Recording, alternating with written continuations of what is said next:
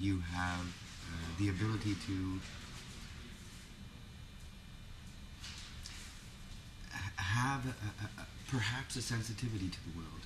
You have the ability to perhaps have another way of looking at it. You have certainly a great insight into what people who are who experience racism or any of the kind of things that make them minority or allows them to be put down by other groups.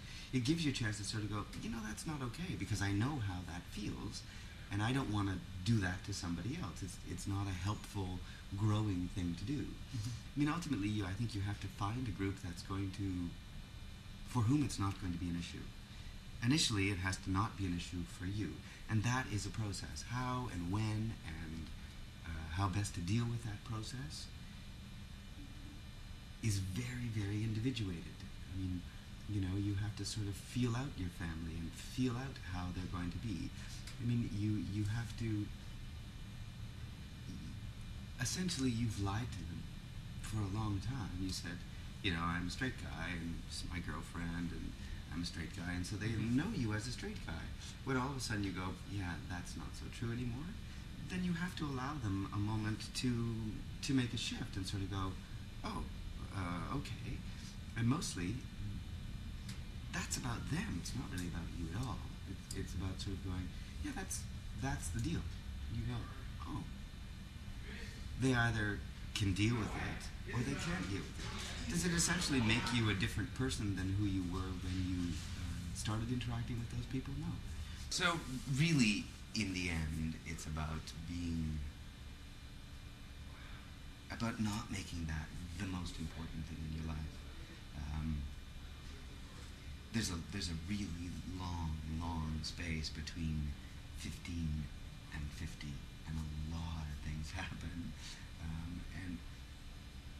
and it's just relaxing with it, not making it such a big deal. It's really not worth killing yourself over. That's not going to change anything. You're just momentarily going through a turmoil and a pain, which also will stop. I mean, from a spiritual point of view, everything has a rise and a fall. The seasons do that, the sun and the moon does that, everything has that. And when you're getting into the intensity of pain, even if you break your leg, it hurts like crazy. You're like, ah. And then that pain starts to subside.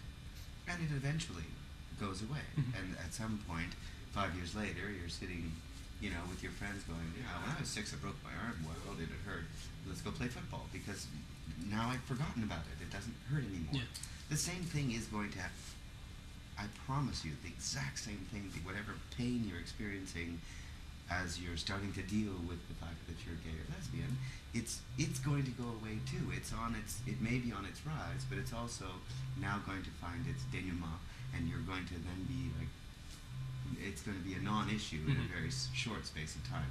It seems like a really long space of time at the beginning, because you just, this is never going to end, and it's, my life is over, my parents are going to disown me, my friends are all going to leave me, and some of them may leave you, but in a way, that's a blessing, because if that's the reason they're leaving you, they're not your friends. They're really not your friends,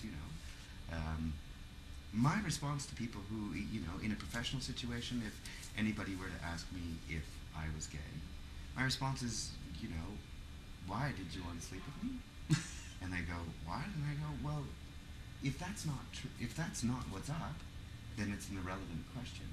You and I doing this interview has nothing to do with us sleeping together. Mm-hmm. So it's an irrelevant question for you to be uncomfortable with me being gay is stupid, because I don't have any intention of sleeping with you, and you don't have any intention of sleeping with me. So it's really, It's out of the point. It's a moot point. There's no point in even discussing it, because it doesn't mean anything. Definitely. The same is true for everybody in your life. The people that you are going to sleep with, well, then it's significant. The people that you're not going to sleep with, it has nothing to do with your interaction. You're not a different person because you're gay. Essentially, you're exactly the same person. And your friends are going to like you because that is the nature of their relationship with you. that's all. And that part is not going to change. We laugh, we have drinks, we play sports together, we go to the gym, we play tennis, whatever we do, go camping, whatever it is, that's still what we're going to do. Nothing's going to change. Aside from the fact that as a friend, you, to a degree, get to feel honored that, your friend has chosen to tell you a personal truth, which really makes them a much better friend because they trust you immensely, and they believe that you're not going to, that you're evolved enough or understanding enough that's not going to change the nature of the relationship. I know that it's a difficult thing to try to work your way through. You have to somehow believe that whatever emotional turmoil you're going through, it's going to end. It just doesn't feel like that right now. And as you relax into it and you get comfortable with it, other people are going to be comfortable with it, and it's really quickly going to turn into a non-issue, so that in time somebody will be sitting at an interview talking about me as a designer, and also want to talk about me as a gay man. And for me, really, it's it has no power. You know what I mean? People go, you fag, and all that kind of stuff. It hurts you because you've given it power. Now, if people, I'm walking down the street and someone rolls down the window and goes, fag, and I go, yeah, tell me something I don't know. It's like, yes, and so what's your point? You can say the word, big man, cool. It's when you give it power that it starts to hurt you. You just have to wait it out. It's really not a deal. In the end, it's really just, whatever.